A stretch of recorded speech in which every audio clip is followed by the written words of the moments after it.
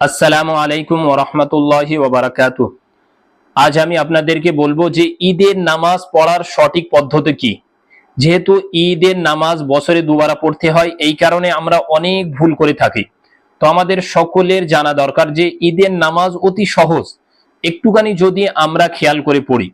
তো আমাদের করণীয় কাজ হলো এটাই, যখন আমরা নামাজের কাতারে দাঁড়িয়ে যাব, দাঁড়িয়ে যাওয়ার পরে সর্বপ্রথম আমরা নিয়ত করে নেব যে আমি ঈদুল ফিতরের 2 রাকাত ওয়াজিব নামাজ ইমামের পিছনে আল্লাহ তাআলার ওয়াস্তে কিবলামুখী পড়িতেছি, আল্লাহু আকবার।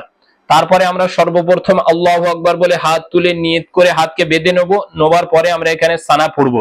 সানা পড়ার পরে আবার আমরা দ্বিতীয়বার আল্লাহু আকবার বলে হাত তুলে হাতকে ছেড়ে দেব।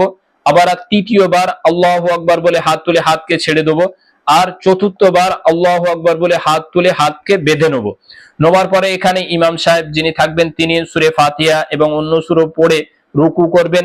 রুকু করার পরে সিজদা কমপ্লিট করবেন এবং দ্বিতীয় রাকাতের জন্য দাঁড়াবেন।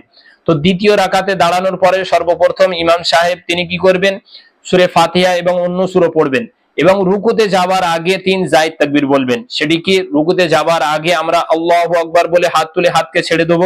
আবার দ্বিতীয়বার আল্লাহু আকবার বলে হাত তুলে হাতকে ছেড়ে দেব।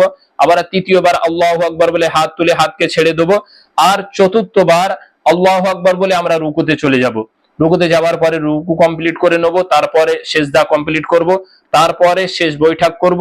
বৈঠক করার পরে সেখানে আমরা আত্তাহিয়াতু দরুদ শরীফ দুআয়ে মাসুরা পড়ে দুদিকে সালাম ফিরিয়ে দেব। তো এভাবে ঈদের নামাজ আমরা সকলেই পড়ার চেষ্টা করব ইনশাআল্লাহ। আল্লাহ রাব্বুল আলামিন আমাদের সকলকে সহি শুদ্ধভাবে ঈদের নামাজ আদায় করার তৌফিক এনায়েত করুন, আমিন।